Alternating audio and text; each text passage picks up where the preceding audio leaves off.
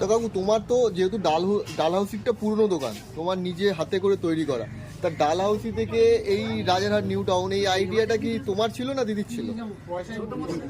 তা দিদি যখন তোমাকে প্রথম বললো যে এরকম আমি নিউ টাউনে খুলতে যাই, তোমার মানে রেসপন্স কেমন ছিল?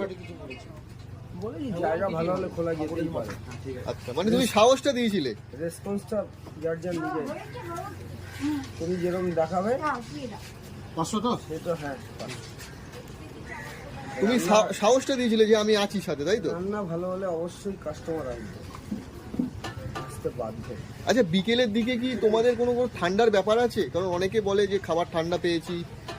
হতেই পারে, ঠান্ডা ঠান্ডা হয় অনেক সময়। আচ্ছা, মানে তোমরা ওটা মাইক্রো করে দাও না, তাই তো? মাইক্রোওভেনের ব্যবস্থা নেই এখানে, কারেন্টই নেই। কারেন্ট থাকলে আমি মাইক্রোওভেনের ব্যবস্থা করি। তো যারা দেখছো ভিডিওটা, যারা অনেকেই বলো যে আমরা বিকেলবেলা যাচ্ছি, গিয়ে যে খাবারটা পাচ্ছি ওটা ঠান্ডা, কিন্তু ঠান্ডা